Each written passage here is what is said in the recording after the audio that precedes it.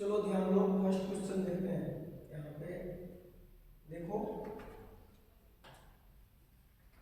Chapter है solid state, objective question करेंगे important, और इसमें सारे वही क्वेश्चन है जो आपके एग्जाम के लिए इंपॉर्टेंट होते हैं। तो देखो फर्स्ट क्वेश्चन है, सहसंयोजक ठोस है, इसमें से रॉक, सॉल्ट, बर्फ, क्वार्ट्ज या शुष्क बर्फ, कौन इनमें से सहसंयोजक ठोस है? तो देखो रॉक, सॉल्ट, यहाँ पे एक्चुअली रॉक सॉल्ट है, तो रॉक सॉल्ट आपका होता है आयनिक सॉल्ट, आयनिक ठोस, आयनिक ठोस होता है। क्वार्ट्ज आपका जो है वो सहसंयोजक है, सहसंयोजक। बर्फ और शुष्क बर्फ दोनों जो है वो आणविक ठोस होता है, मोलिकुलर सॉलिड। शुष्क बर्फ किसको कहते हैं? ठोस कार्बन डाइऑक्साइड होता है ना, उसे ही शुष्क बर्फ कहते हैं। थोड़ा सा और अगर देखो तो जो सॉलिड है, देखो सॉलिड, ठोस, ठोस को हम लोग जानते हैं कि दो प्रकार के होता है। एक होता है रवेदार, रवेदार को ही हम लोग बोलते हैं क्रिस्टलीय, ठीक है। और दूसरा है बेरवेदार, बेरवेदार।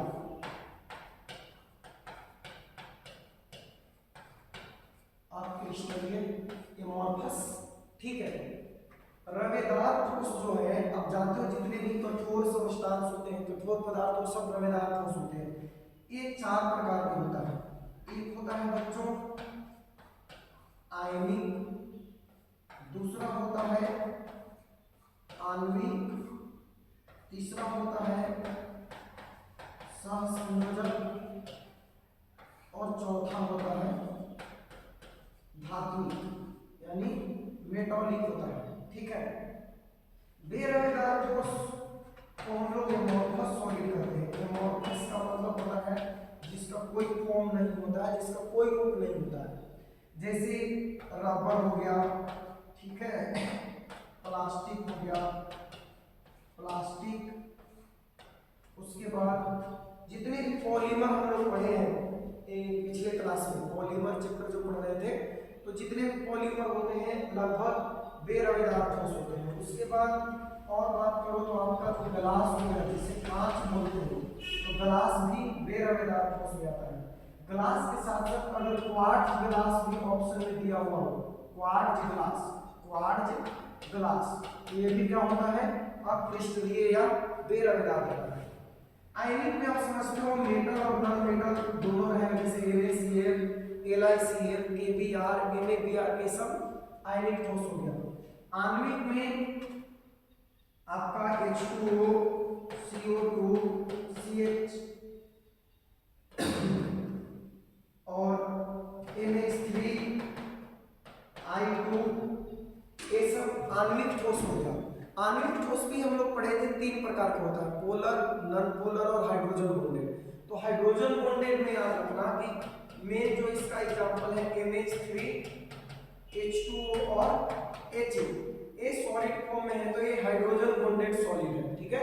आपको पता है क्लोरीन, ऑक्सीजन और नाइट्रोजन जो है वो हाइड्रोजन बॉन्ड का निर्माण करते हैं। तो फ्लोरीन, ऑक्सीजन और नाइट्रोजन के अलावा कोई हाइड्रोजन बॉन्ड नहीं बनाता है। एक एक्सेप्शनल केस से क्लोरीन बनाता है, तो ऑर्गेनिक केमिस्ट्री में बनाता है, ठीक है। बाकी और कहीं पे ये तीनों ही हाइड्रोजन बॉन्ड बनाएंगे। तो हाइड्रोजन बॉन्डेड आणविक ठोस कौन कौन हो गया? NH3, H2O और Ha। और उसके बाद होता है पोलर और नॉन पोलर। पोलर क्या हो गया कि अलग अलग एटम से मिलके बनेगा, तो उसको पोलर बोलेंगे। जैसे HCl का अगर सॉलिड फॉर्म हो गया, तो देखो इसमें हाइड्रोजन अलग इलेक्ट्रोनेगेटिविटी, क्लोरीन का अलग इलेक्ट्रोनेगेटिविटी, पोलर हो गया। नॉन पोलर में क्या होगा? जैसे I2 हो गया, Cl2 हो गया, H2 हो गया, F2 हो गया, ये सब नॉन पोलर मॉलिक्यूलर सॉलिड हो गया। सहसंयोजक में हो गया आपका हीरा, ग्रेफाइट, सिलिकॉन कार्बाइड, क्वार्ट्ज, ये सब कोवैलेंट या सहसंयोजक में। और धातु के बारे में तो सबको पता है मेटालिक सॉल्ट क्या है। तो देखो सवाल था कौन सा संयोजक ठोस है, तो यहाँ पे क्वार्ट्ज जल्दी हम बताएं, क्वार्ट्ज, सिलिकॉन कार्बाइड और आपका है डायमंड, ग्रेफाइट, ये सब सहसंयोजक ठोस है। नेक्स्ट क्वेश्चन है आयोडीन क्या है? आयनिक ठोस, आणविक ठोस, परमाणुक ठोस, इनमें से कोई नहीं। अभी पता है आयोडीन जो है वो आणविक ठोस है। बढ़ते हैं नेक्स्ट क्वेश्चन में।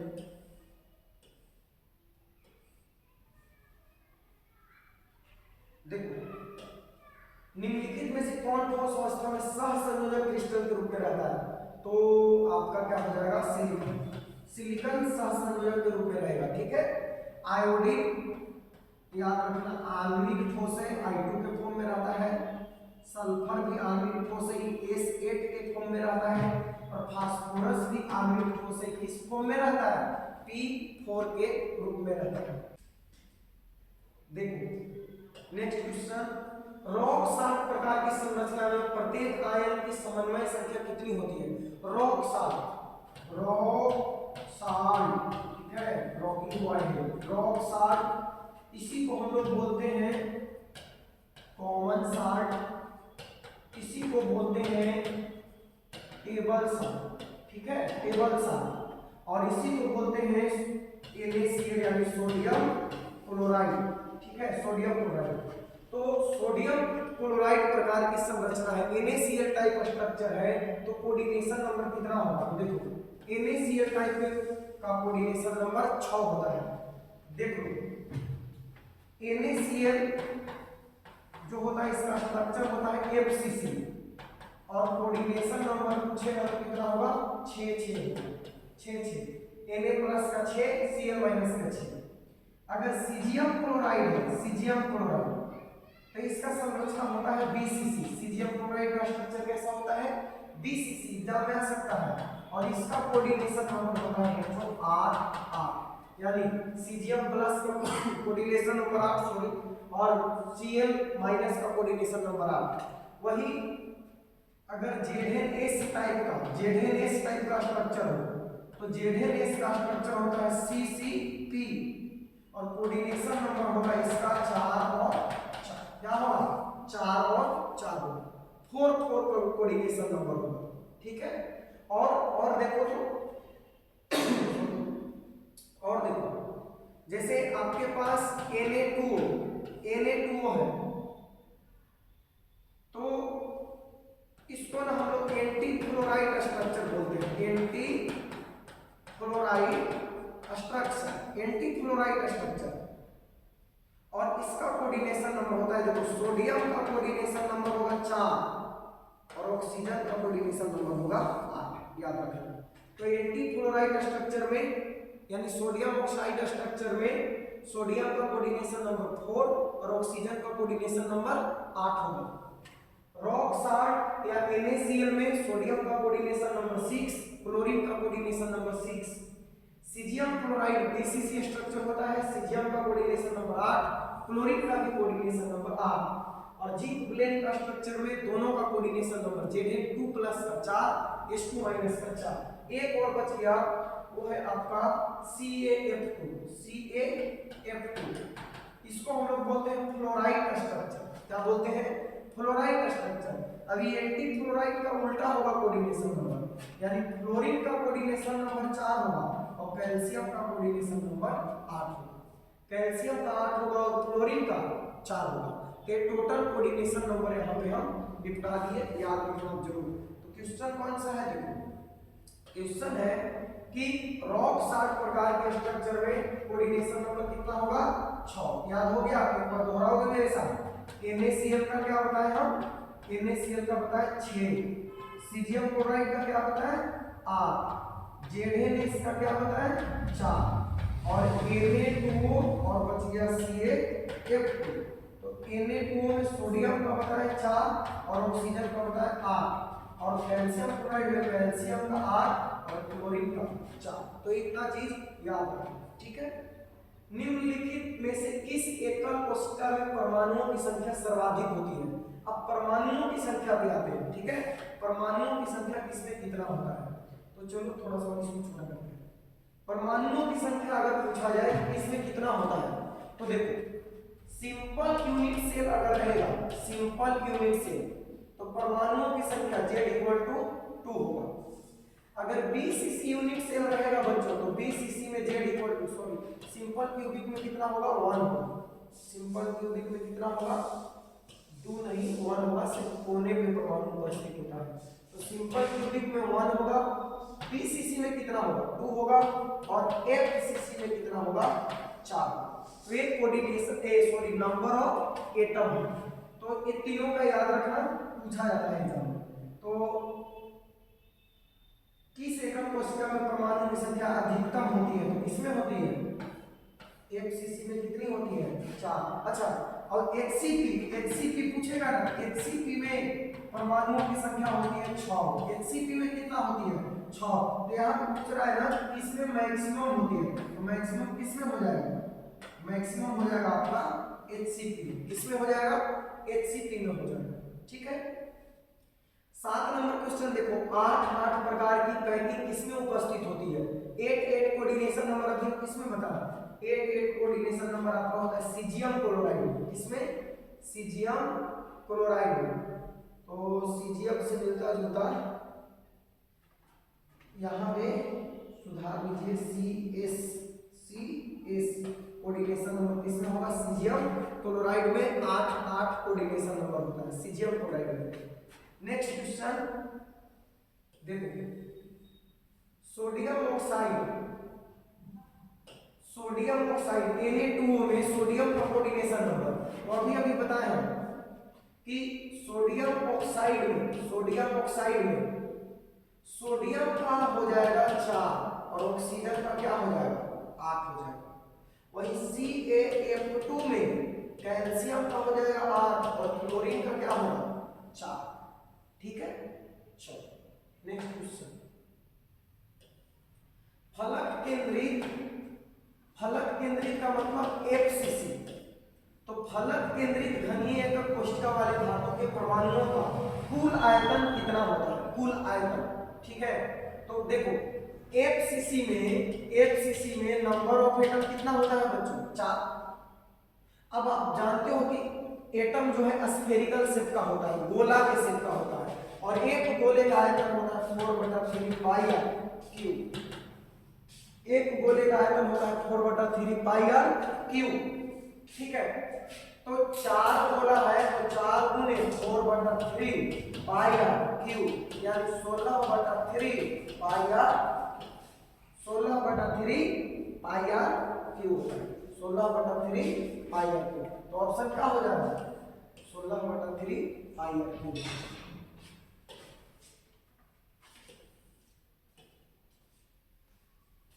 देखो किसी क्रिस्टल के घन में A परमाणु उसके प्रत्येक कोना पे है, A कहां पे है प्रत्येक कोना पे है, और B परमाणु घन के सभी फलक पे है, B परमाणु घन के सभी फलक पे है। तो सूत्र क्या होगा, तो देखो कितना आसान सा सवाल है। A के परमाणु कहां है भाई कोना पे है, कोना पर, A कहां पे है कोना पर, और कोना पे हम जानते हैं कि टोटल 8 कोना होता है, और कोना वाला परमाणु 8 भाग में बटा होता है। तो 8 से 8 कैंसिल हो गया, कितना हो गया 1, यानी A के परमाणुओं की संख्या कितना आ गया 1। B के परमाणु कहां है, B के परमाणु है सभी फलक के केंद्र पे। तो हम जानते हैं कि B जो है फलक पर है, और फलक टोटल होता है 6, और फलक वाला परमाणु कितना भाग में बटा रहता है 2 भाग में। तो B का संख्या कितना है 3। तो A हो गया 1 और B हो गया 3, यानी मॉलिक्यूल का फार्मूला हो गया AB3। तो ऑप्शन हो गया B। तो इस तरह से आप मॉलिक्यूल का फार्मूला कैलकुलेट कर सकते हो। पहले तो ये पता करना पड़ेगा कि कौन सा एटम कहाँ पे प्रेजेंट है, और उस स्थान की संख्या कितना होता है, और वहां पे उपस्थित परमाणु कितना इकाई सेल में बटा हुआ होता है। ठीक है, नेक्स्ट क्वेश्चन देखो, धात्विक चालक किस कारण होते हैं, धात्विक चमक यानी मेटॉलिक ब्राइटनेस जो होता है, मेटल में जो मेटॉलिक ब्राइटनेस होता है, ब्राइटनेस चमक किसके वजह से होता है? धातु आयन के मिलने से, इलेक्ट्रॉन के दोलन से, प्रोटॉन के उत्तेजित होने से, इलेक्ट्रॉन के वाइब्रेशन से ही, इलेक्ट्रॉन के कंपन से ही उसमें क्या होता है? धातुई चमक उत्पन्न होता है। तो ऑप्शन हो जाएगा बी। फलक केंद्रित घन कोशिका की भुजा की लंबाई कितनी होती है? चलो देख लो यहाँ पे। तो ये तो अभी किए थे हम लोग। सुनो, हमारे पास तीन तरह का यूनिट सेल है जो पूछा जाएगा। एक है सिंपल यूनिट सेल, दूसरा है body centred unit cell BCC unit cell, और तीसरा है FCC unit cell, FCC unit cell. तो सिंपल यूनिट सेल में देखो सब चीज बता देते हैं यहाँ पे। जेड इक्वल टू कितना होता है? 1। बीसीसी का जेड इक्वल टू कितना होता है? 2। एफसीसी का जेड इक्वल टू होता है 4, यानी परमाणुओं की संख्या हो गई। उसके बाद रेडियस अगर इसका पूछेगा तो सिंपल क्यूबिक का रेडियस होता है a/2, बीसीसी का रेडियस होता है √3a/4, और एफसीसी का रेडियस होता है a/2√2। ठीक है, तो अगर यहाँ पे एज लेंथ पूछेगा, ए क्या होगा? तो 2r होगा। यहाँ पे ए क्या होगा? तो 4r/√3 हो जाएगा, और यहाँ पे ए क्या होगा? तो 2√2 r हो जाएगा। तो आपसे सवाल क्या पूछ रहा है? पहले तो इसको एक बार सब देख लो और याद कर लो। सिंपल क्यूबिक में नंबर ऑफ एटम 1, बीसीसी में 2, एफसीसी में 4, radius r equal to a/2, इसका √3a/4, और एफसीसी का a/2√2। तो रेडियस निकल गया तो एज लेंथ निकल जाएगा। अब क्वेश्चन पे आ जाओ। बोल रहा है फलक केंद्रित घन कोशिका, यानी एफसीसी यूनिट सेल है भाई। तो एफसीसी के भुजा की लंबाई क्या होगा? तो हम एफसीसी के लिए जानते हैं r इक्वल टू होता है a/2√2। ठीक है, तो a इक्वल टू क्या होगा? तो a इक्वल टू होगा 2√2 इंटू r। ऑप्शन में देखो तो 2√2 इंटू r है? नहीं है, 2√2 इंटू r नहीं है। तो आप देखो तो इस ऑप्शन को देखो, 4 को हम लिख सकते हैं 2 इंटू 2r, और बटा में हम देखो 2 है, तो √2 से √2 कितना बार में? 2 कितना बार में कटेगा? √2 बार में, तो आ गया 2√2r। इस तरह से बी ऑप्शन डायरेक्टली नहीं है, इनडायरेक्टली ऑप्शन दिया हुआ है। ठीक है, चलो बीसीसी व्यवस्था में कुल कितने परमाणु होते हैं? किसकी बात करनी है हमको? बीसीसी की। ठीक है, फुल फॉर्म क्या होता है?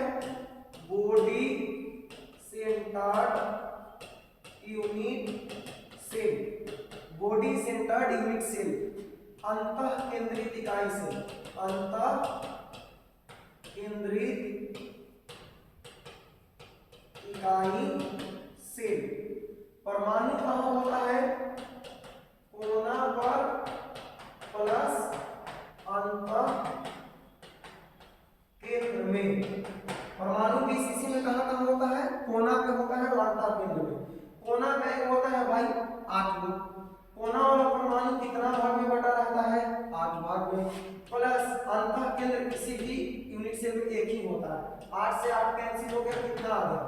2, यानी टोटल नंबर ऑफ एटम कितना आ गया? तो बीसीसी व्यवस्था में कुल कितने परमाणु होते हैं? 2। ठीक है, तो बीसीसी के बारे में इतना बात, फिर उसके बाद क्या पता है? रेडियस क्या होता है बीसीसी का? √3a/4।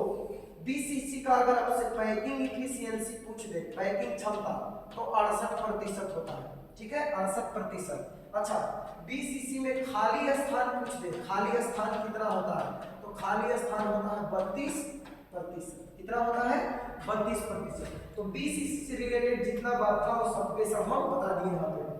BCC body centred unit cell, अंतः केंद्रित इकाई सेल। परमाणु कोना पे होता है, अंतः केंद्र में। कोना 8 पे होता है और कोना वाला 8 भाग में बटा होता है। तो 8 into 1/8 कितना होगा? 1, और उधर 1 कितना हो गया? z = 2। बीसीसी का रेडियस कितना होता है? √3a/4 होता है। पैकिंग इफिशियंसी कितना होता है 68% और खाली स्थान कितना होता है 32%। अच्छा एक चीज और, वो तो हो गया पैकिंग क्षमता, एक होता है पैकिंग क्षमता, पैकिंग क्षमता, अब एक होता है पैकिंग प्रभाज, पैकिंग प्रभाज, ठीक है। तो पैकिंग क्षमता से पैकिंग प्रभाज अगर आपसे पूछा जाए तो उसमें 100 से भाग दे देना, मतलब परसेंटेज हटा देना। तो जब परसेंटेज हटाओगे तो पैकिंग प्रभाज अगर पूछा जाएगा, क्षमता तो 68% हो गया, लेकिन पैकिंग प्रभाज पूछा जाएगा तो 0.68 हो जाएगा। तो 20 सीसी का पैकिंग प्रभाज कितना होगा 0.68। 20 सीसी से इससे ज्यादा सवाल नहीं पूछा जाएगा, ठीक है। तो 20 सीसी में कुल कितने परमाणु होते हैं, ऑप्शन कौन हो जाएगा 2 हो जाएगा, ठीक है। आगे बढ़ते हैं।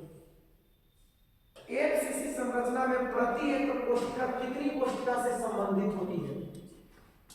एक सीसी संरचना में एक यूनिट सेल कितनी यूनिट सेल से संबंधित होती है। एक सीसी संरचना में एक यूनिट सेल अन्य कितने यूनिट सेल से संबंधित होती है।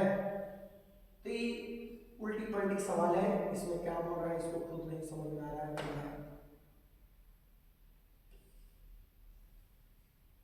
देखो Fe0.98O1 में आयरन की प्रतिशत मात्रा कितनी है, आयरन की प्रतिशत मात्रा कितनी है। एक ही सवाल जो है वो गड़बड़ तरीके का है, ठीक है, ये कंप्लीट नहीं है। कैसे कंप्लीट नहीं है,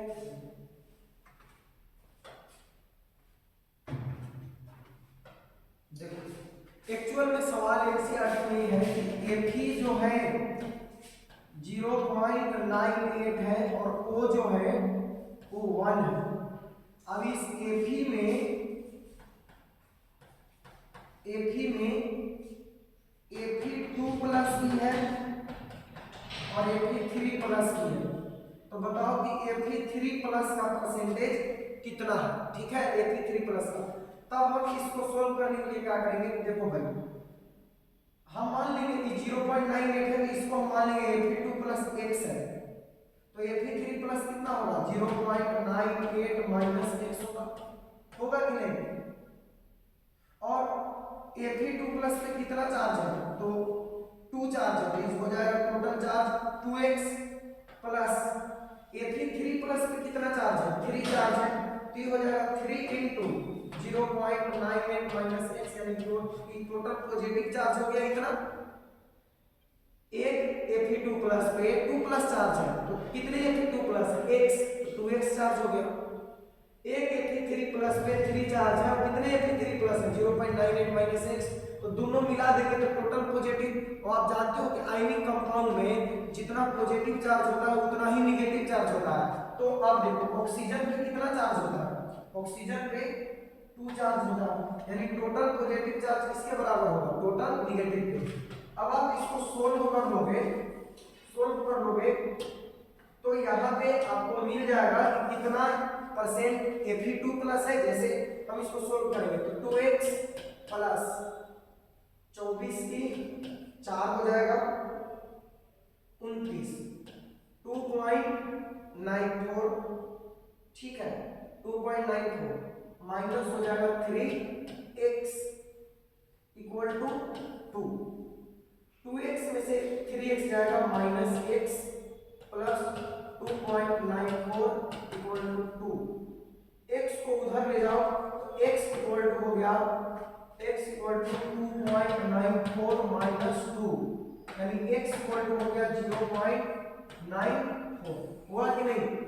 अब परसेंटेज फाइंड करना है, तो जिसका परसेंटेज जैसे x 0.94 हो गया, ये Fe2+ 0.94 हो गया, तो Fe3+ कितना होगा, तो 0.98 माइनस 0.94 घटा दो तो 0.04 हो जाएगा। तो ये मात्रा आ गया। तो इस तरीके का सवाल था और इसमें से पूछ दिया है कि Fe0.98O1 में आयरन का प्रतिशत कितना है। आयरन का प्रतिशत इस हिसाब से तो 98% होगा, ठीक है। 100% अगर ऑक्सीजन है तो 98% आयरन है। बट सवाल ये नहीं था, सवाल जो हम बताएं उस तरीके का सवाल होता है। ठीक है, तो ऐसे में अगर क्वेश्चन आएगा तो थोड़ा सा टफ क्वेश्चन हो गया, जेई में भी पूछा गया है। मूल क्रिस्टल तंत्रों की संख्या कितनी होती है? मूल क्रिस्टल तंत्र 7 क्रिस्टल सिस्टम हम आपको ऑलरेडी बता रखे हैं कि क्रिस्टल सिस्टम टोटल कितने होते हैं? 7 होते हैं मूल क्रिस्टल तंत्र। मूल क्रिस्टल तंत्र कितने हैं? 7 है। ट्रिक बताए थे, C T O R H M T, याद रखना। टी याद रखना, C T O R H M T, C T O R H M T. तो सी से हो गया क्यूबिक, टी से हो गया टेट्रागोनल, ओ से हो गया ऑर्थोरोम्बिक,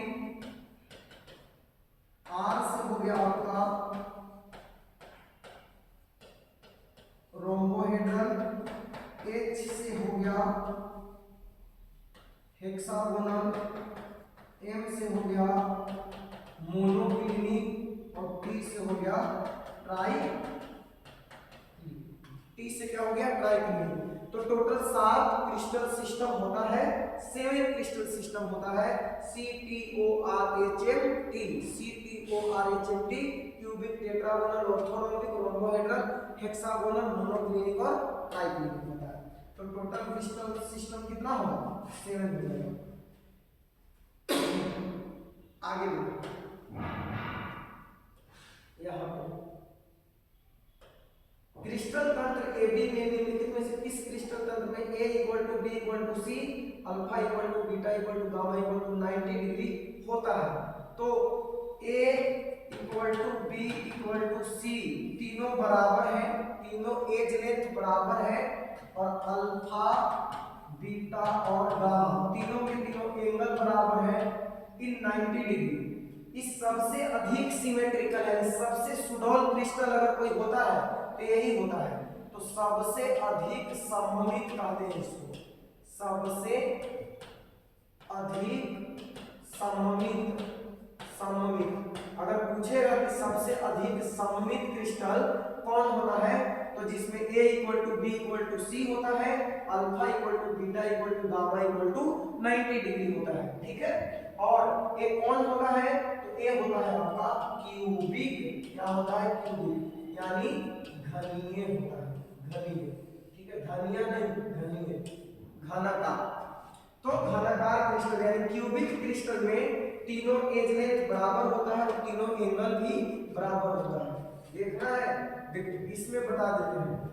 एज लेंथ की अगर बात करेगा तो इसमें a equal to B equal to C होगा, यानी क्यूबिक का तीनों आपस में क्या होगा? इक्वल। टेट्रागोनल में क्या होगा? तो a equal to B but not equal to C होगा, यानी दो शुरू का इक्वल होगा और तीसरा वाला इक्वल नहीं होगा। ऑर्थोरोम्बिक में a not equal to b not equal to c, यानी कोई भी इक्वल नहीं होगा। तो ये एज लेंथ का कहानी होगा। रोम्बोहेड्रल में तो फिर से शुरू से 3 बार ये रिपीट कर दो, a equal to b equal to c होता है। हेक्सागोनल में a not equal to b, a equal to b not equal to c होता है। और मोनोक्लिनिक में a not equal to b not equal to c होता है। और लास्ट वाला फिर से a रिपीट कर दो, a not equal to b not equal to c।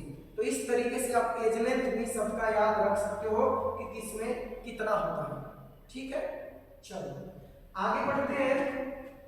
Angle की अगर हम बात करें, एंगल कि किसमें कितना एंगल होता है, तो शुरू का जो 3 है इनका एंगल बराबर होता है और 90 डिग्री के बराबर होता है। Alpha equal to beta equal to gamma equal to 90 degree, alpha equal to beta equal to gamma equal to 90 degree. दूसरा में भी वही होगा, अल्फा बीटा गामा तीनों के तीनों 90 डिग्री होगा। तीसरा में भी वही होगा, alpha beta gamma equal to 90 degree होगा। फिर उसके बाद नेक्स्ट में आ गया रोम्बोहेड्रल, इसमें alpha equal to beta equal to gamma तो होगा, बट 90 डिग्री के इक्वल नहीं होगा। और हेक्सागोनल में क्या होगा कि अल्फा और बीटा तो 90 डिग्री होगा, लेकिन जो गामा है ना वो गामा 120 डिग्री हो जाएगा। यानी हेक्सागोनल में एक एंगल कितना होगा 120 डिग्री। फिर मोनोक्लिनिक में अल्फा और alpha equal to gamma equal to 90 degree होगा, बट बीटा जो है वो 90 डिग्री नहीं होगा। तो इसमें अल्फा गामा 90 डिग्री होगा, but beta not equal to 90 degree. और ट्राइक्लिनिक में alpha not equal to beta not equal to gamma और नॉट इक्वल टू 90 डिग्री, यानी ना कोई आपस में बराबर होगा और ना कोई 90 डिग्री के बराबर होगा। अच्छा, हम क्या बोलेंगे, सबसे अधिक सममित कहेगा, सबसे अधिक सममित, सममित तो कौन होगा, सममित तो क्यूबिक होगा। और सबसे बेढंगा अगर कहेगा ना भुजा कोई बराबर है ना कोण कोई बराबर है, अष्टावक्र है, तो ये हो गया सबसे अधिक असममित।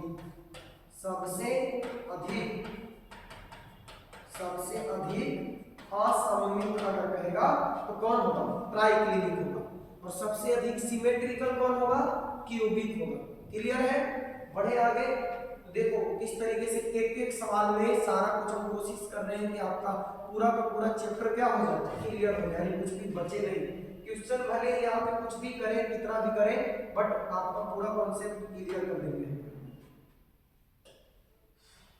देखो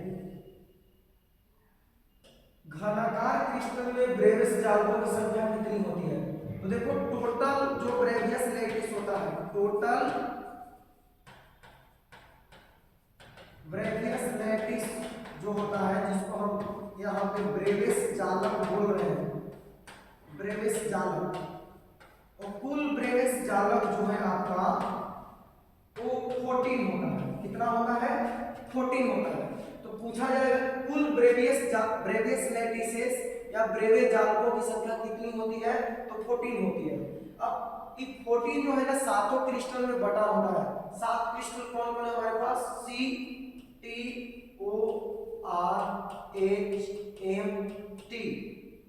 cubic, tetragonal, orthorhombic, rhombohedral, hexagonal, monoclinic और ट्राइक्लिनिक। तो क्यूब ऐसे याद रखना, देखो पहाड़ा याद रखना, एकक को नहीं याद रखना है। 3 2 4 1 3 2 4 1 1 2 1 3 2 4 1 1 2 1 3 2 4 1 1 2 1 3 2 4 1 1 2 1 CTORHMT। तो क्यूबिक में 3, टेट्रागोनल में 2, ऑर्थोरोम्बिक में 4, रोम्बोहेड्रल में 1, हेक्सागोनल में 1, मोनोक्लिनिक में 2 और ट्राइक्लिनिक में 1 होता है नंबर ऑफ ब्रेवियस लैटिस। और टोटल जोड़ोगे तो कितना आ जाएगा, टोटल जोड़ने पे 3 2 5 4 9 10 11 13 में 14, यानी 14 हो जाएगा। तो कुल ब्रेवियस लैटिस कितना होता है, 14, जो इस तरीके से बटा हुआ होता है।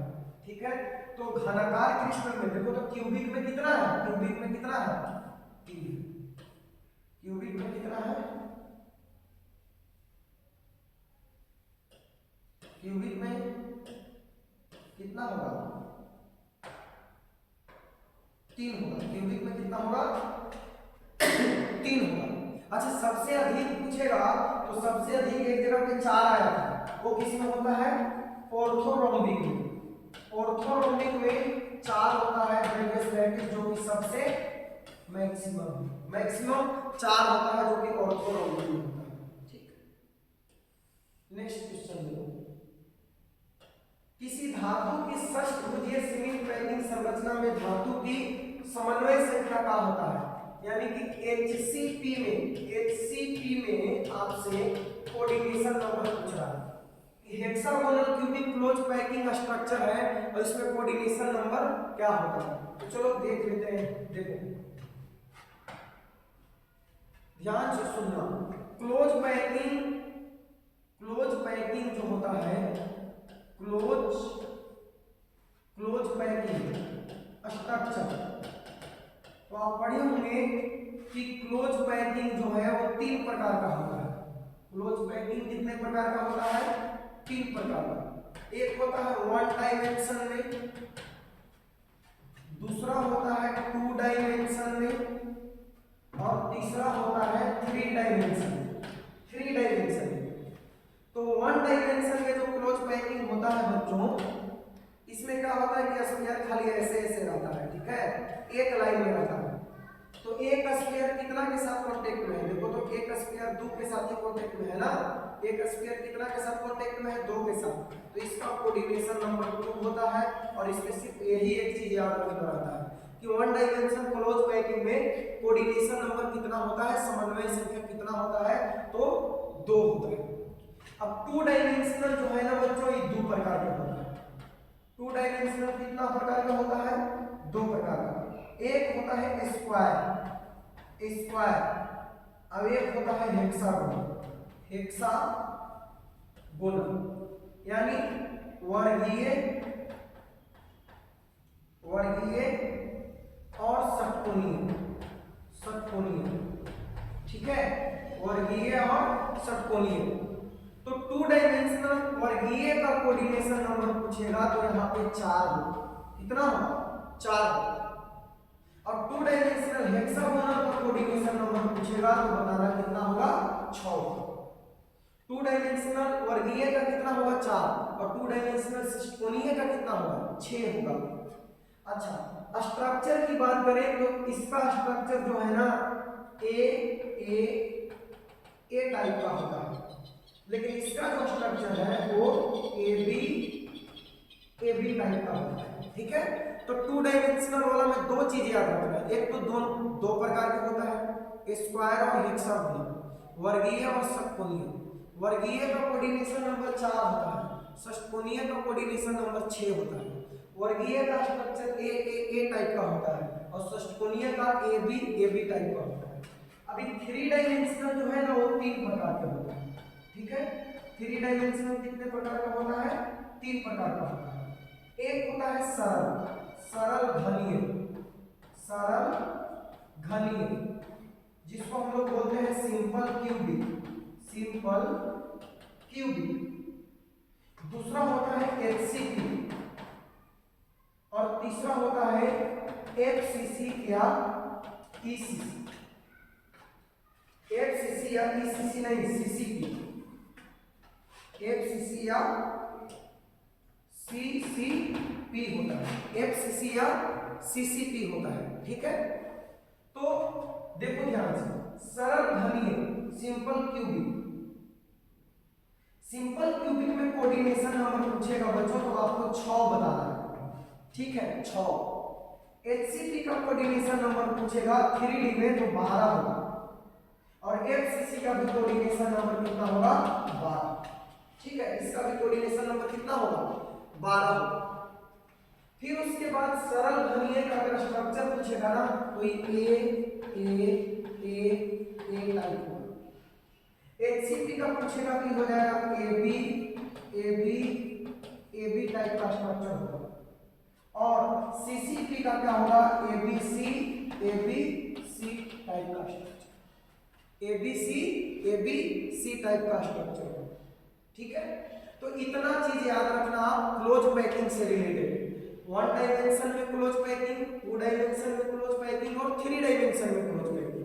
1 डायमेंशन में सिर्फ हमें याद रखना है कि कोऑर्डिनेशन नंबर 1 होता है। 2 डायमेंशन में 2 प्रकार का होता है, स्क्वायर और हेक्सागोनल। स्क्वायर का कोऑर्डिनेशन नंबर 4 और हेक्सागोनल का 6। और 3D में 3 प्रकार का होता है, सिंपल क्यूबिक, एचसीपी और सीसीपी। सिंपल क्यूबिक का कोऑर्डिनेशन नंबर 6, एचसीपी का 12 और सीसीपी का 12। अब क्लोज पैकिंग से रिलेटेड भी जो सवाल जिसमें कोऑर्डिनेशन नंबर पूछेगा तो भी आप बता दोगे। तो किसी धातु की षट्भुजीय सिंक पैकिंग संरचना में धातु का कोऑर्डिनेशन नंबर कितना होता है? तो कोऑर्डिनेशन नंबर होता है 12। मेटल है तो 3 डायमेंशनल ही होगा, सॉलिड 2 डायमेंशनल थोड़ी होगा, सॉलिड तो 3 डायमेंशनल होगा। तो जब भी पूछेगा तो हमें 3 डायमेंशनल समझना है, और कोऑर्डिनेशन नंबर 3D में 3D में HCP का कितना होता है? HCP में कोऑर्डिनेशन नंबर 12 होता है। पिंड केंद्रित घनाकार इकाई से में परमाणुओं की संख्या होती है। पिंड केंद्रित मतलब BCC, बॉडी सेंटर्ड यूनिट्स, अंतः केंद्रित पिंड केंद्रित एक ही होता है। तो BCC में इकाई से में परमाणुओं की संख्या अभी तो बताया था कि BCC में 2 होता है, FCC में 4 होता है और सिंपल क्यूबिक में 1 होता है। नेक्स्ट, निम्नलिखित में से कौन से जोड़े हुए क्रम से चतुष्फलकीय वॉइड और अष्टफलकीय वॉइड यानी tetrahedral void and octahedral void पाया जाता है? चतुष्फलक रिक्ति और अष्टफलक रिक्ति, तो ई पाया जाता है आपका HCP और CCP।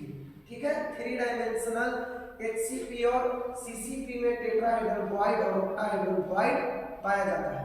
अच्छा, टेट्राहेड्रल वॉइड की संख्या हमेशा क्रिस्टल बनाने वाले परमाणुओं की संख्या से दुगना होता है। मान लो किसी क्रिस्टल में जैसे BCC है, ठीक है, तो BCC का उदाहरण नहीं लेते हैं क्योंकि BCC में वॉइड नहीं पाया जाता है। मान लो किसी क्रिस्टल, कोई भी क्रिस्टल का निर्माण 10 एटम से हुआ है। कितना से? 10 एटम, 10 स्फीयर से, तो उसमें ऑक्टाहेड्रल वॉइड 10 होगा, लेकिन टेट्राहेड्रल वॉइड 10 का दुगना होगा यानी 20 होगा। तो इसको भी याद रखना। क्रिस्टलीय ठोस के लिए सरल इकाई से यानी सिंपल, पिंड केंद्रित यानी BCC और एक फलक केंद्रित यानी FCC में प्रभावी परमाणुओं की संख्या। तो सिंपल में BCC में 2 और FCC में 4, क्या हो जाएगा? 1 2 का 4, 1 2 का 4, 1 2 का 4। नेक्स्ट क्वेश्चन, इकाई सेल के लिए घनत्व का बढ़ता हुआ क्रम है। घनत्व डेंसिटी किसमें ज्यादा होगा भाई? तो आप देखो ना, पैकिंग क्षमता, सरल का पैकिंग क्षमता, सिंपल का माने किसमें कितना परमाणु उपस्थित है और कितना भाग खाली है। जिसका ज्यादा भाग खाली रहेगा उसका घनत्व कम होगा और जिसका ज्यादा भाग भरा हुआ रहेगा उसका घनत्व ज्यादा। तो सिंपल में 52.4% भाग परमाणु रहता है, BCC में 68% रहता है और FCC में कितना होता है? 74% होता है। FCC में 74%, तो घनत्व किसका ज्यादा होगा? FCC का। सबसे कम किसका होगा? सरल, यानी ऑप्शन 4 है घनत्व का बढ़ता क्रम। तो सरल में सबसे कम, पिंड केंद्रित में उससे ज्यादा और फलक केंद्रित में सबसे ज्यादा। NaCl, CaCl तथा ZnS में धनायन और ऋणायन का कोऑर्डिनेशन नंबर क्या है? आपको बताया ना, NaCl में कितना? 6 CaCl में कितना? 8 और ZnS में कितना? 4। ठीक है,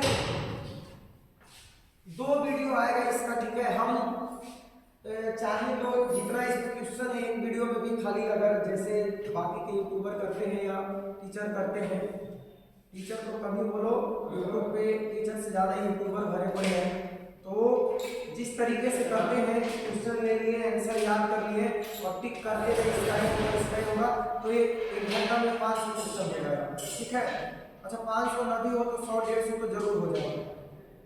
लेकिन हम यहाँ पे क्या कर रहे हैं, एक चीज का आपको कॉन्सेप्ट बताते चलो। सरस्वती मछुआरा को एक चीज का कॉन्सेप्ट बताते चल रहे हैं, पूरा डिटेल में डिस्कस कर रहे हैं, इसलिए 2 वीडियो आएगा और दोनों वीडियो देख लेने के बाद जिस चैप्टर का मेरा 2 वीडियो देख लिए तो फिर समझ जाओ कि उस चैप्टर में कुछ भी नहीं बचेगा और पूरा का पूरा चैप्टर आपको याद हो जाएगा।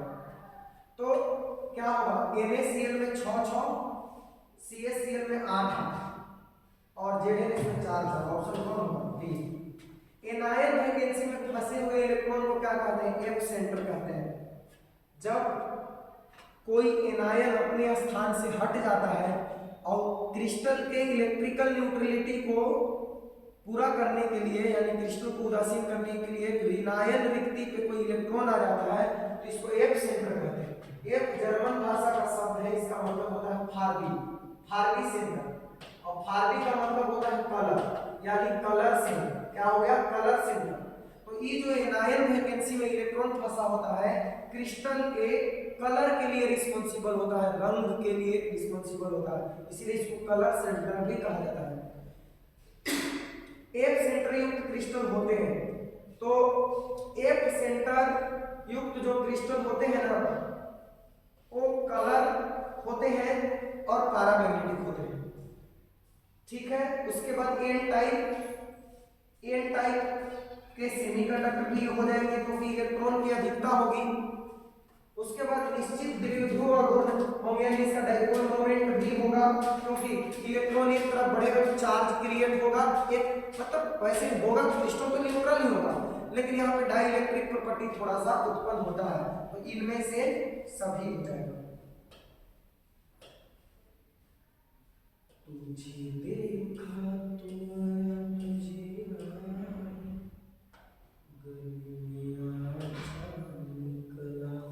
ताप वृद्धि के साथ किसकी विद्युत चालकता में कमी आती है? देखो ठोस दो प्रकार के होगा चालकता के आधार पर, तीन प्रकार के कह सकते हो, सुचालक,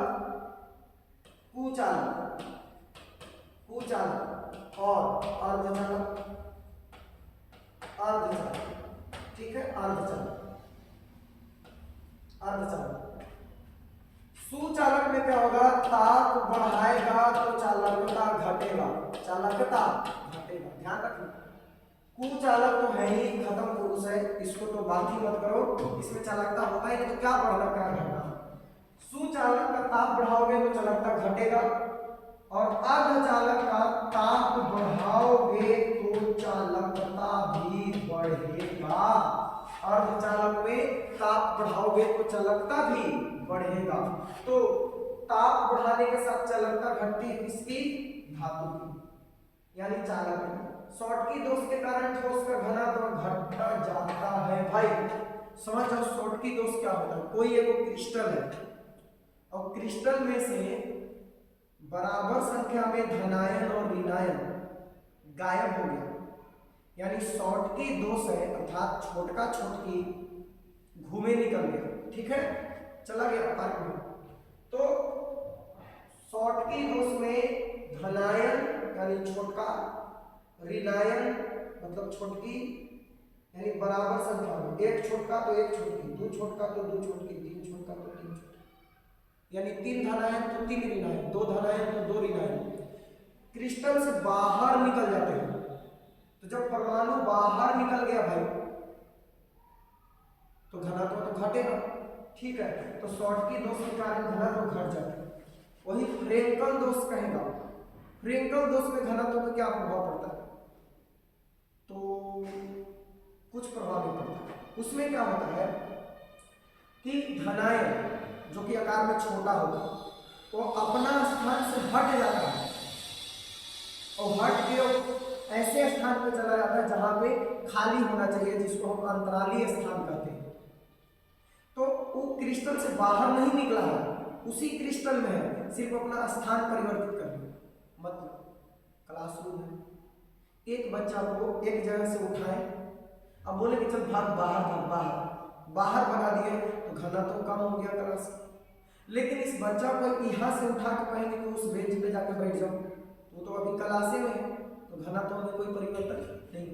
यानी शॉर्टकी दोष में घनत्व घट जाता है, लेकिन फ्रेंकल दोष में घनत्व पे कोई प्रभाव नहीं पड़ता है।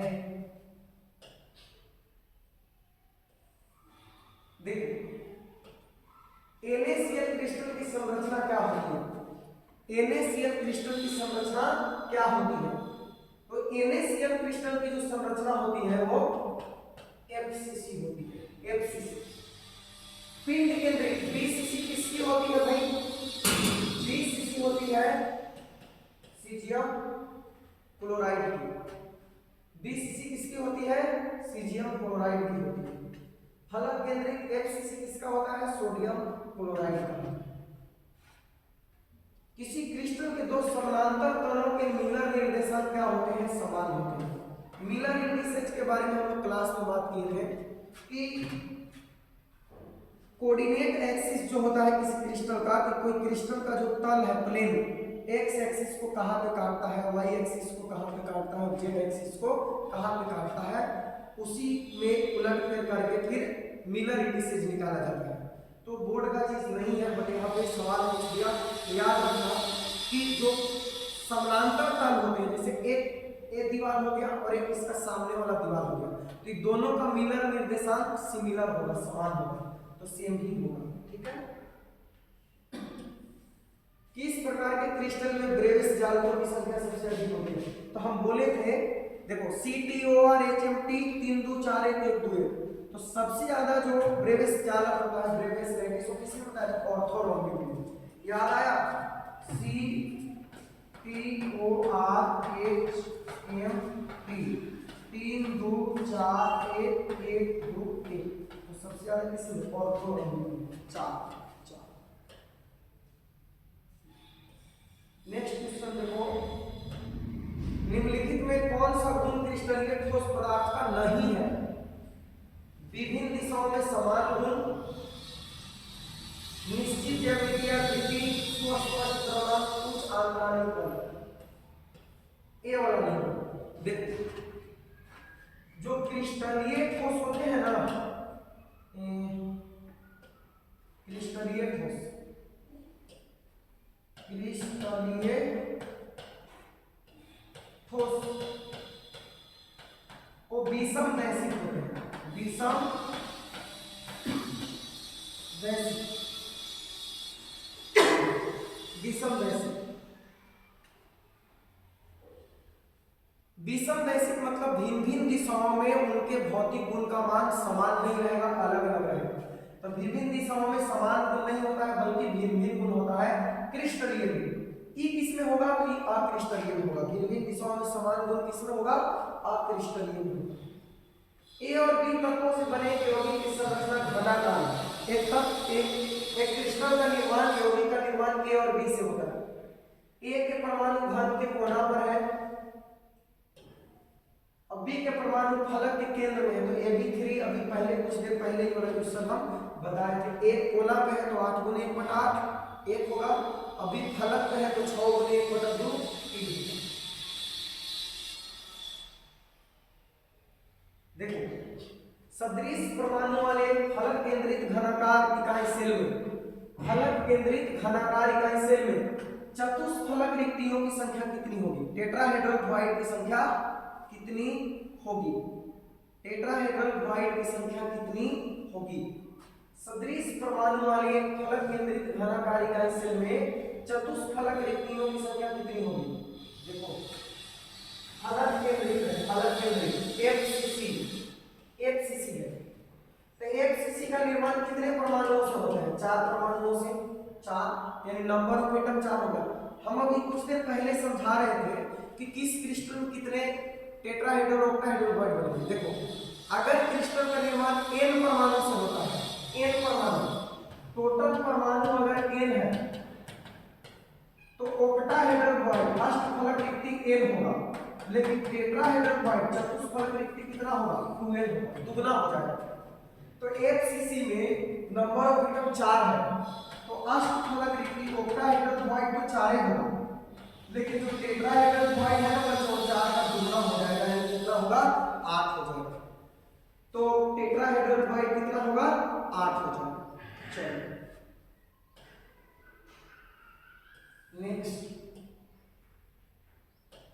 घनाकार संरचना में पिंड उल्टी कर दिया है। घनाकार संरचना में पिंड केंद्रित परमाणु की समन्वय संख्या कितनी होती है? घनाकार संरचना में पिंड केंद्रित परमाणुओं की समन्वय संख्या कितनी होती है? पिंड केंद्रित, पिंड केंद्रित का मतलब हो गया क्या? BCC। अब BCC का कोऑर्डिनेशन नंबर कितना बताया है? 8। FCC का 6, FCC का कोऑर्डिनेशन नंबर 6 और BCC का 8। याद रखना, BCC का कोऑर्डिनेशन नंबर 8। कौन फ्रेंकल दोष और शॉर्टकी दोष दोनों प्रदर्शित करता है? सिल्वर ब्रोमाइड एक्सेप्शन है इसमें, शॉर्टकी और फ्रेंकल दोनों पाया जाता है। एग्जाम में पूछा जा सकता है कि इसमें शॉर्टकी और फ्रेंकल दोष दोनों पाया जाता है, तो सिल्वर ब्रोमाइड में। Na2O में Na+ O2 - आयनों की समन्वय संख्या, वही क्वेश्चन जो हम बता एक बार जो डिस्कस कर दिया उसी से बात पूछ रहा है। Na2O में सोडियम का हो गया 4 और ऑक्सीजन का हो गया 8, यानी कि 4 और 8 होगा। जर्मेनियम अर्धचालक के साथ उपस्थित आर्सेनिक है।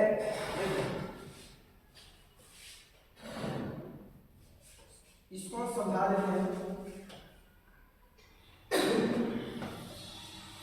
वर्ग 14 के तत्व है कार्बन, सिलिकॉन, जर्मेनियम, टिन और लीड। इसमें से सिलिकॉन और जर्मेनियम जो है ना वो अर्धचालक की तरह कार्य करता है। अर्धचालक तो फेमस जो अर्धचालक है वो कौन पर है? सिलिकॉन और जर्मेनियम, जो कि किस वर्ग के तत्व है बच्चों? वर्ग 14 के तत्व। अब इसमें इसके बगल में वर्ग 13 आता है, बोरॉन, एल्युमिनियम, गैलियम, इंडियम और थैलियम। बैगन, आलू, गाजर, thallium. Boron, aluminium, gallium, indium और थैलियम। और ये कहे है सीताजी सुनो प्रभु, ठीक है। और वर्ग 15 में आता है नाइट्रोजन ऐश्वर्या से भी beautiful, nitrogen, phosphorus, arsenic, antimony और बिस्मथ।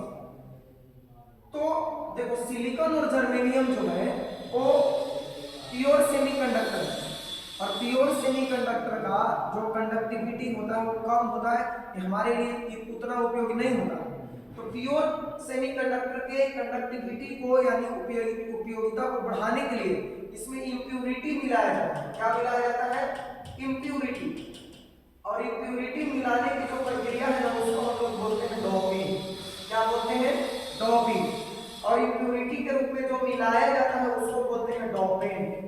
तो ये जो है ना वर्ग 15 का तत्व और वर्ग 13 का तत्व, ये है अशुद्धि। अशुद्धि जिन्हें आप बोलते हैं डोपेंट। क्या बोलते हैं? डोपेंट। तो ये जो वर्ग 13 वाला है इनके बाहरी सेल में 3 इलेक्ट्रॉन होते हैं, इसलिए इनको ट्राइवैलेंट इम्प्यूरिटी कहा जाता है। ट्राइवैलेंट। और वर्ग 15 वाला के बाहरी सेल में 5 इलेक्ट्रॉन होता है, इसीलिए इसको पेंटावैलेंट इम्प्यूरिटी कहा जाता है। Pentavalent impurity. पंच संयोजी अशुद्धियां, और उधर वाला अशुद्धि क्या हो गया? त्रिसंयोजी। पंच संयोजी अशुद्धियां को इलेक्ट्रॉन धनी अशुद्धियां भी कहा जाता है। इलेक्ट्रॉन धनी क्योंकि इसके बाहरी सेल में 4 इलेक्ट्रॉन होता है। सिलिकॉन जर्मेनियम के बाहरी सेल में 4 इलेक्ट्रॉन, तो 4 से ज्यादा है तो इलेक्ट्रॉन धनी है। अब इसके बाहरी सेल में 3 इलेक्ट्रॉन होता है, ठीक है, 3 इलेक्ट्रॉन होता है। तो 3 होता है तो इसको कहते हैं इलेक्ट्रॉन पुअर। इलेक्ट्रॉन पुअर यानी इलेक्ट्रॉन निर्धन। तो इलेक्ट्रॉन निर्धन अशुद्धि पूछेगा तो वर्ग 13 वाला, इलेक्ट्रॉन धनी अशुद्धि पूछेगा तो वर्ग 15 वाला, ट्राइवैलेंट पूछेगा तो 13 वाला, पेंटावैलेंट पूछेगा तो 15 वाला, ठीक है। और एक चीज याद रखना बच्चों कि जब आप 14 के साथ 13 को मिला दोगे तो ये पी टाइप बनेगा। किस तरीके का सेमीकंडक्टर बनेगा? पी टाइप सेमीकंडक्टर बनेगा। और जब 14 वाले के साथ यानी सिलिकॉन जर्मेनियम के साथ 15 वाला में से कोई मिला दोगे तो ये एन टाइप सेमीकंडक्टर बनेगा। यानी फिर से एक बार पूरा सुन लो, वर्ग 14 में सिलिकॉन और जर्मेनियम है जो कि सेमीकंडक्टर है, अधिक उपयोगी नहीं होता शुद्ध अवस्था में, तो इसमें मिलाते हैं शुद्धि। अशुद्धि पड़ोसी रहेगा यानी वर्ग 13 वाला और 15 वाला। वर्ग 13 वाला के बाहरी सेल में 3 इलेक्ट्रॉन तो उसको ट्राइवैलेंट कहते हैं या इलेक्ट्रॉन निर्धन। 15 वाला के बाहरी सेल में 5 इलेक्ट्रॉन, इसको इलेक्ट्रॉन धनी कहते हैं, पेंटावैलेंट, ठीक है। 13 वाला मिलाएंगे तो पी टाइप बनेगा, 15 वाला मिलाएंगे तो एन टाइप बनेगा। चलो पूछ रहा है कि जर्मेनियम के साथ उपस्थित आर्सेनिक है, तो जर्मेनियम किसमें है? सिलिकॉन जर्मेनियम 14 में है। आर्सेनिक नई पड़ोसन ऐश्वर्या से भी ब्यूटीफुल किसमें है? 15 में है। तो 14 के साथ 15 मिलाओगे तो एन टाइप बनेगा। क्या बनेगा? एन टाइप बनेगा। इसको क्या कहते हैं? डोपेंट। बोले 13 वाला और 15 वाला को डोपेंट कहते हैं। उससे और भी सवाल आएगा तो आप बता सकते हो। क्रिस्टल में समन्वय संख्या में वृद्धि होती है। क्रिस्टल का समन्वय संख्या कैसे बढ़ेगा? ताप में वृद्धि करे से कोऑर्डिनेशन नंबर बढ़ेगा, दाब में वृद्धि से कोऑर्डिनेशन नंबर बढ़ेगा। देखो ताप बढ़ाओगे तो क्रिस्टल क्या हो जाएगा? दूर दूर चला जाएगा, ठीक है। ताप बढ़ाओगे तो क्रिस्टल दूर दूर चला जाएगा यानी एटम जो है दूर दूर चला जाएगा। और प्रेशर लगाओगे तो क्या हो जाएगा? और नजदीक आएगा। लेकिन ये भी ध्यान रखो कि क्रिस्टल जो है टेम्परेचर बढ़ाएंगे तो कोऑर्डिनेशन नंबर बढ़ेगा नहीं, घटेगा। कोऑर्डिनेशन नंबर बढ़ाना है तो क्या करना पड़ेगा, प्रेशर बढ़ाना पड़ेगा, ताकि उसके आसपास में और ढेर सारे एटम जमा हो जाए, तो प्रेशर बढ़ाना पड़ेगा। फ्रेंकल डिफेक्ट में इंटरस्टिशियल साइड में फंसता है कौन, धनायन। बोले ना फ्रेंकल दोष में धनायन जो आकार में छोटा होता है, अंतराली स्थान यानी इंटरस्टिशियल साइड में चला जाता है, और इसके वजह से क्या होता है, क्रिस्टल की चालकता बढ़ जाती है और घनत्व में कोई प्रभाव नहीं पड़ता है। क्रिस्टल के सीमित पैकिंग में सबसे अधिक खाली स्थान होता है। देखो खाली स्थान पूछ रहा है, हम सब बताए हैं सिंपल, बीसीसी और एफसीसी। तो पैकिंग इफिशियंसी मैंने कितना स्थान भरा हुआ है, सिंपल का कितना बोले थे 52.4%, बीसीसी का 68% और एफसीसी का 74%। वही खाली रिक्त स्थान वैकेंट स्पेस ये हो गया 47.6%, इसका हो गया 32% और इसका हो गया 26%। तो सबसे ज्यादा खाली स्थान किसमें होता है, सरल इकाई से। सबसे ज्यादा खाली स्थान किसमें होगा, सरल इकाई से। किस क्रिस्टल संरचना में सीमित पैकिंग अधिकतम होता है, तो सीमित पैकिंग सबसे ज्यादा अधिकतम कितना होता है, 74%। किसमें, एफसीसी में सीमित पैकिंग सबसे ज्यादा होता है। बीसीसी संरचना में पैकिंग क्षमता और वॉइड कितना है, तो बीसीसी में पैकिंग क्षमता 68%, तो वॉइड कितना है, खाली स्थान 32%, वॉइड को खाली स्थान। निम्नलिखित में कौन सी गोलों के षटभुजीय निविड संतुलन बताता है, षटभुजीय याद करो, षटभुजीय, षटभुजीय मतलब एचसीपी, ठीक है। तो एचसीपी में देखो तीन तरह के बताया था, एक बताया था सिंपल क्यूबिक, एक बताया था एचसीपी और एक बताया था सीसीपी या एफसीसी, 3D वाला, 3 डायमेंशन में जो क्लोज पैकिंग होता है। तो सिंपल का ए स्ट्रक्चर, एचसीपी का एबी और सीसीपी का एबीसी। तो किसका पूछ रहा है, एचसीपी का, तो एचसीपी का एबी सी। नेक्स्ट क्वेश्चन, इसमें डाइपोल मोमेंट सबसे अधिक होगा, तो ये तो ऑर्गेनिक का हो गया। CCl4 का डाइपोल मोमेंट होता है 0 और CL3 का होगा सबसे अधिक, सबसे अधिक। हेलोएल्केन करेंगे तो वहां पे हम फिगर बना के बताएंगे। 58.5 ग्राम NaCl यूनिट सेल की संख्या कितनी होती है, जेई मैथ्स में पूछा हुआ सवाल है। 1.5 × 10⁻23 होगा। देखो 58.5 ग्राम NaCl है, ठीक है, 58.5 ग्राम NaCl। तो पहले तो नंबर ऑफ मोल निकालो, नंबर ऑफ मोल निकालो NaCl का। तो 58.5 ग्राम है, भार 58.5 और अनुभार NaCl का कितना आता है 58.5, कट गया कितना आ गया 1 मोल। 1 मोल का मतलब होगा 6.022 × 10⁻23, ठीक है।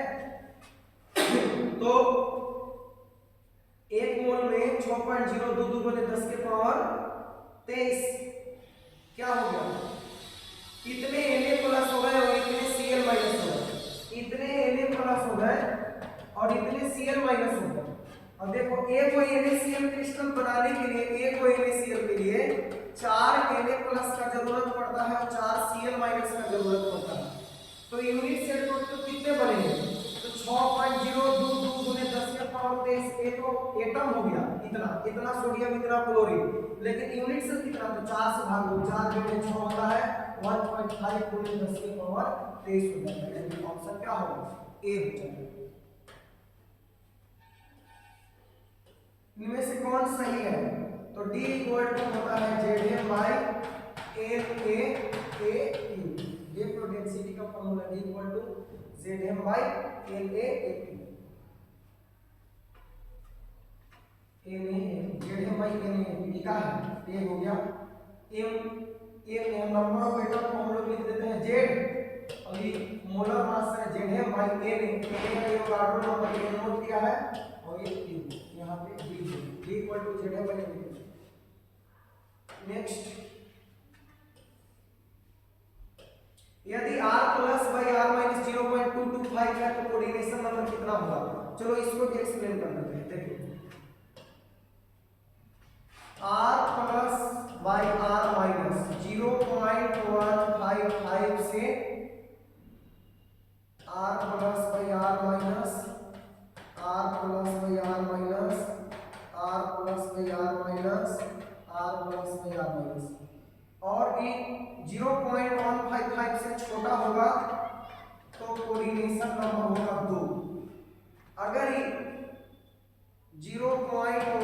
0.55 से बड़ा होगा और 0.225 से छोटा होगा तो कोऑर्डिनेशन नंबर होगा 3। अगर ये 0.225 से बड़ा होगा और 0.414 से छोटा होगा तो कोऑर्डिनेशन नंबर होगा 4। अगर ये 0.414 से बड़ा और 0.732 से छोटा होगा तो कोऑर्डिनेशन नंबर होगा 6। अगर 0.732 से बड़ा और 1 से छोटा हुआ तो कोऑर्डिनेशन नंबर होगा 8। और यदि r प्लस में r माइनस 1 से भी बड़ा होगा तो कोऑर्डिनेशन नंबर होगा 12।